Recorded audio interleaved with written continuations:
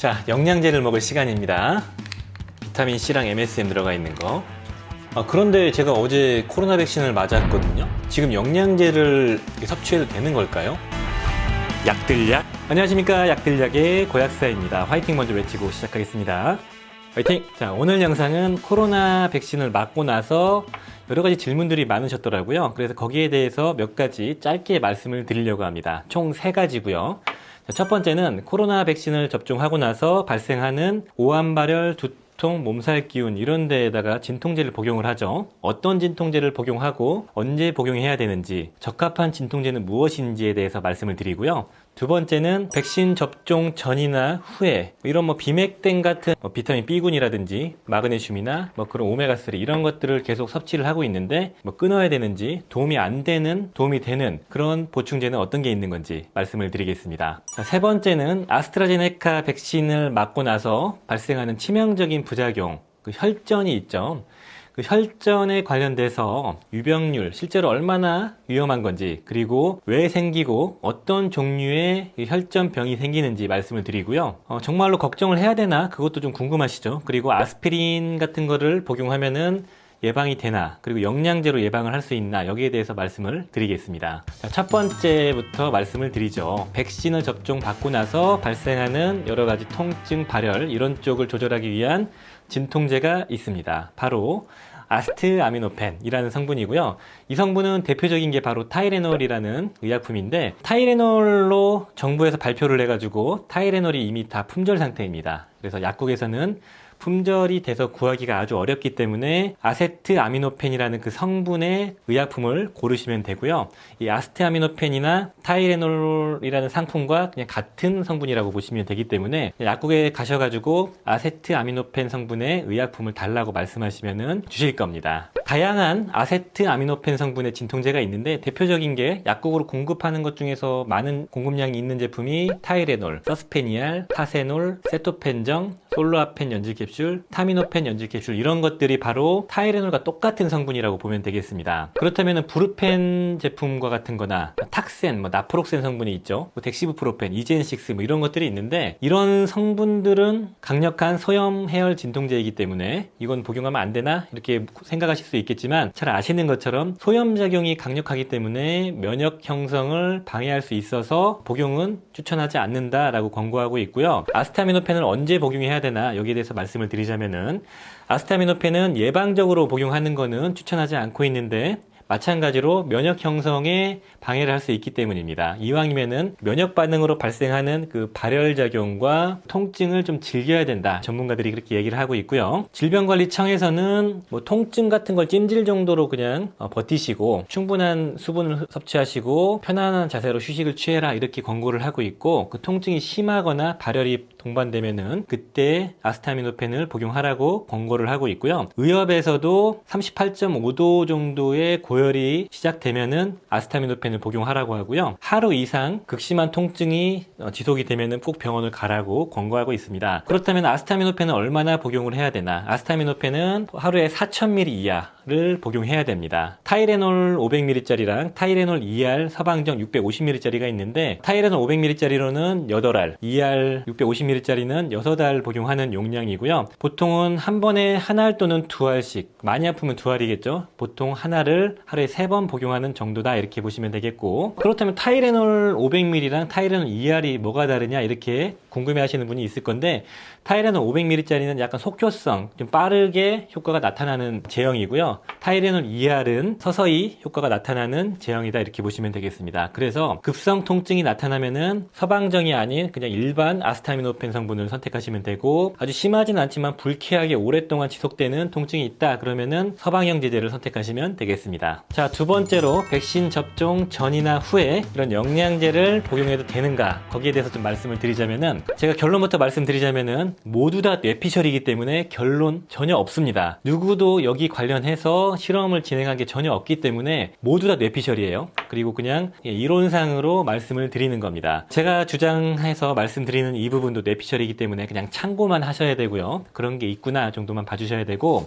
여기 관련해서 가이드가 전혀 없기 때문에 저는 계속해서 영양제를 섭취할 예정입니다. 자, 그럼에도 불구하고 좀 찜찜하시는 분들을 위해서 조금 구분을 해드리자면 뇌피셜이니까 참고만 하시고요. 첫 번째 그룹군 중에서 염증 작용을 좀 완화시켜주는, 그러니까 소염 진통제 같은 역할을 해주는 보충제가 있는데 거의 뭐 영양을 주지는 않겠지만 영양을 살짝 줄 수 있지 않을까? 약간 찜찜하다 이런 영양제들이 있습니다. 콕스라는 그 효소를 직접 억제할 수 있는 보충제들인데요. 첫 번째는 오메가3, 두 번째는 커큐민, 세 번째는 보스웰리아, 그리고 네 번째는 뭐 글루타치온과 같은 게 있어요. 이런 것들은 모두 콕스라는 우리 몸의 면역 염증 반응을 살짝 억제할 수 있는 그런 기전이 있거든요. 그렇지만 사실 뭐 브루펜을 뭐 복용해도 뭐 크게 이런데 뭐 아주 극적인 작용을 주지 않기 때문에 이런 경미한 작용을 보여주는 영양제가 뭐 부작용을 유발하지는 않을 것 같아요.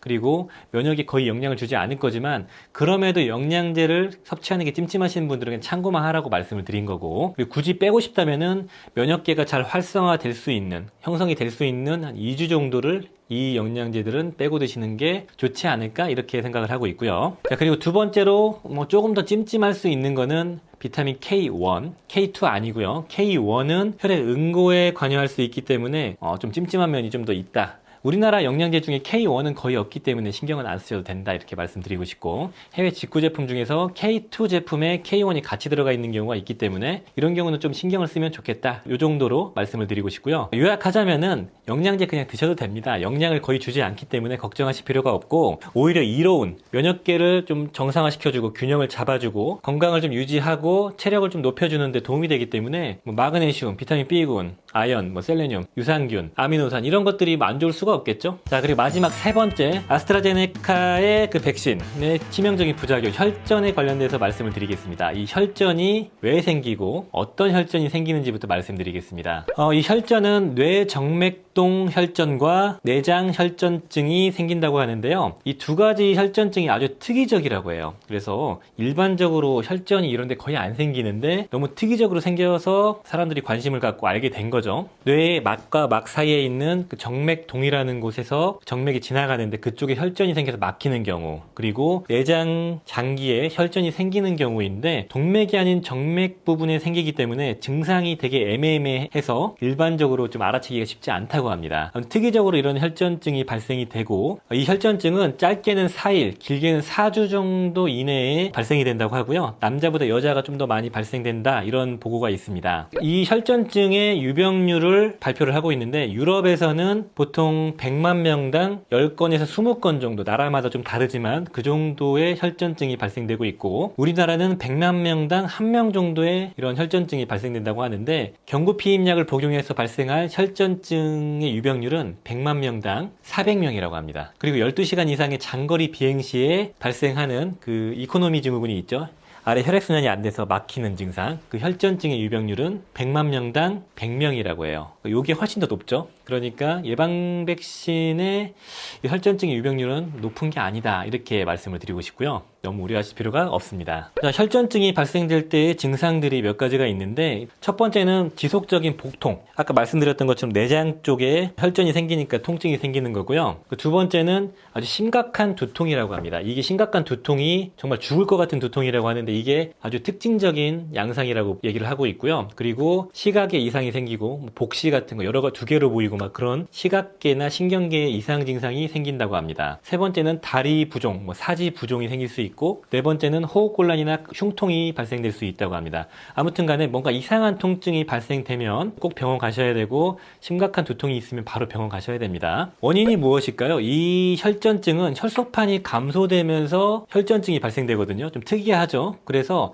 혈소판이 감소되면서 혈전이 발생되는 이 질환은 헤파린 유도 혈소판 감소증과 비슷하다고 해요. 헤파린을 막 쏟아보면은 이런 증상이 발생돼서 여기에 대해서 진단하는 방법이 있는데 그거와 유사한 반응을 보여서 아마 비슷할 거라고 추정을 하고 있습니다. 여기 핵심 인자는 PF4 혈소판 인자사라는 건데, 이 혈소판 인자사라는 녀석이 백신의 성분인 아데노바이러스 벡터라는 녀석이 있거든요. 코로나 바이러스의 유전자를 아데노바이러스에 주입해가지고 우리 몸에 몸에 공급해 주는 건데, 이 녀석과 이 PF4가 만나서 덩어리를 만들고, 이 덩어리를 우리 몸의 면역계가 항원으로 인식을 해서 면역체가 붙어가지고 덩어리를 만들고, 이 덩어리가 되면 이 덩어리가 혈관을 막는다, 이런 식으로 추정을 하고 있습니다. 이런 게 혈소판 감소로 인한 혈전증이라는 건데, PF4를 계속 덩어리를 만들어서 침강을 시키기 때문에 혈소판이 줄어듭니다. 그러면서 혈소판이 줄어들게 되면 혈소판을 더 만들겠죠, 우리 몸에서. 그러면서 더 악화가 되는 거고요. 좀 특이적인 반응으로 발생하는 혈전증이기 때문에,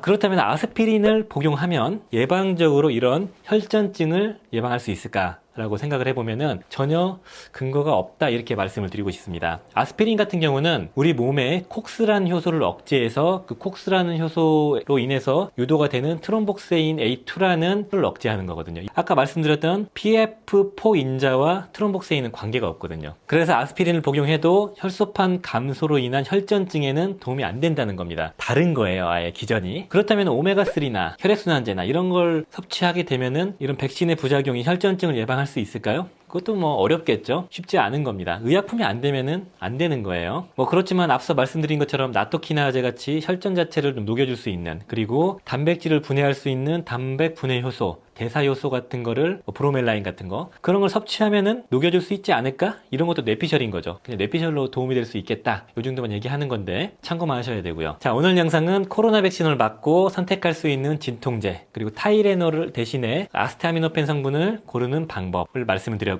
영양제는 계속 복용할 수 있으니까 좀 걱정하지 마시고, 그리고 치명적인 부작용이라는 그 혈전증은 일반적으로 유병률이 아주 높지 않기 때문에 너무 우려하지 마셔라, 이렇게 말씀드리고 싶습니다. 오늘 영상이 도움이 되셨으면 좋아요, 구독 부탁드리겠습니다. 감사합니다. 빠이요.